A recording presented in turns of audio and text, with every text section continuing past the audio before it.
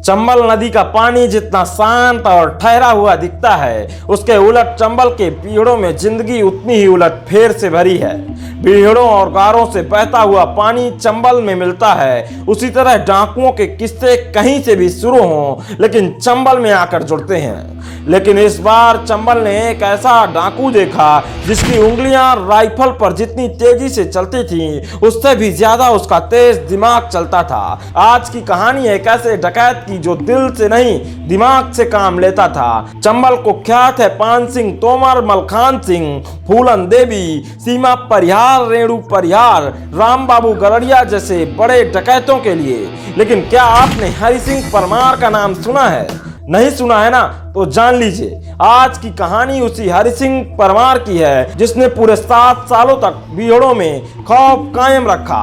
हरि सिंह का खौफ ऐसा था कि खौफ भी उससे खौफ खाता था। हरि सिंह ने अपने दुश्मन का सिर काट कर मंदिर पर चढ़ा दिया था। वह कभी भी पुलिस की गिरफ्त में नहीं आया। नमस्ते, मेरा नाम अंकित त्रिपाठी है। आप देख रहे हैं बुंदेलखंड आप यूट्यूब चैनल। आज हम आपको हरि सिंह परमार की पूरी कहानी बताएंगे। आपको बताएंगे कि कैसे हरि सिंह ने क्यों अपने दुश्मन का सिर काटा था। ये वही हरि सिंह है जिसका नाम 7 साल पहले तक फिरौती किंग के नाम से मशहूर था। वीडियो शुरू करने से पहले आपसे गुजारिश है कि अगर आपने अभी तक हमारे चैनल को सब्सक्राइब नहीं किया है तो प्लीज कर लीजिए। धौलपुर जिले के डांग क्षेत्र में एक सेवर नामक गांव है। यहीं के काश्तकार ठाकुर हरगोविंद सिंह के घर पर हरि सिंह का जन्म हुआ था। हरि सिंह को बचपन से पहलवानी का शौक था। फिर 1985 में उनकी जमीन पर गांव के कुछ लोगों ने कब्जा कर लिया। इसे लेकर पहले उन्होंने पंचायत बुलाई, फिर बात नहीं बनने पर इन्होंने अधिकारियों से भी गुहार लगाई, लेकिन 4 साल तक कोई न्याय नहीं मिला। इसके बाद वर्ष 1989 में जमीन पर कब्जा करने वाले 2 व्यक्तियों की गला रेत कर हत्या कर दी और बीहड़ की दुनिया में अपना कदम रख दिया। गांव में दुश्मनी, उबलता हुआ खून, किस्सों में बहादुरी और चंबल का पानी हरि सिंह परमार को बीहड़ में ले गया और अब उसके नाम के आगे डाकू हरि सिंह परमार जुड़ चुका था। चंबल में डकैतों के गैंग्स हमेशा इंतजार करते रहे कि कब कोई इंसान कानून की हद पार कर चंबल की सरहद में घुस आए। हरि सिंह भी अब कानून तोड़ चुका था और उसको जंगल की शरण चाहिए थी। चंबल में उस वक्त दर्जनों गैंग ऑपरेट कर रहे थे, लेकिन हरि सिंह ने खुद का गैंग बनाया। पहले कई महीनों तक इसका गैंग शांत रहा, लेकिन धीरे धीरे इसने कहर बरपाना शुरू कर दिया। अब गैंग में सदस्यों की संख्या बढ़ रही थी तो जाहिर सी बात है कि गैंग का खर्च भी बढ़ रहा था और इसी खर्चे को पूरा करने के लिए हरि सिंह परमार गैंग ने लोगों का अपहरण करके फिरौती वसूलने की प्लानिंग बनाई और उनकी यह प्लानिंग कामयाब भी रही। अब गैंग लगातार क्षेत्र में अपहरण की वारदातों को अंजाम देता। अब तक हरि सिंह के खिलाफ मुकदमों की बारिश हो चुकी थी। उसके खिलाफ मुकदमे लिखते लिखते कई थानों के रजिस्टर फुल हो चुके थे।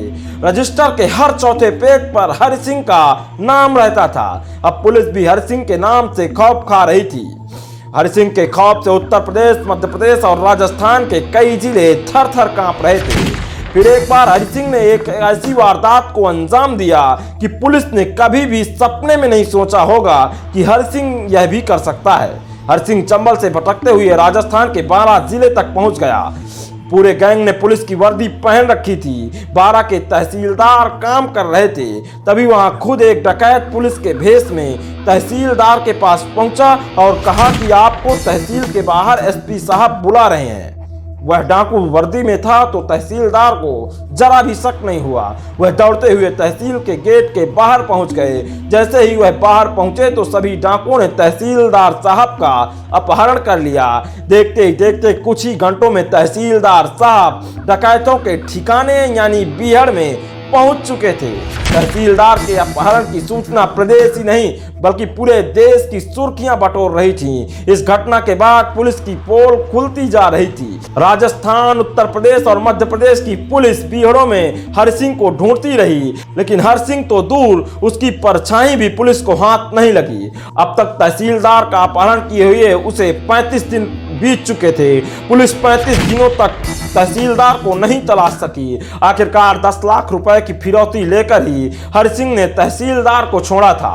अब हम आपको हरि सिंह की दूसरी कहानी सुना रहे हैं। चंबल के बीहड़ों में भैरव बाबा का मंदिर बना हुआ है। लोग जात करने जा रहे थे। विपक्षी गैंग के डकैत ने जात करने आए 2 लोगों का अपहरण कर लिया।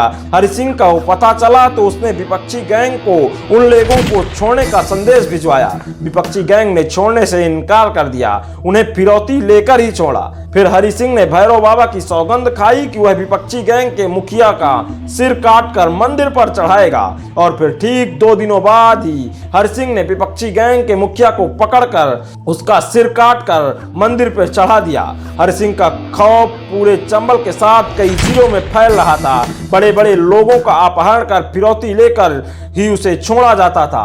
एक बार सर मथुरा में पुलिस ने पूरी गैंग को घेर लिया था।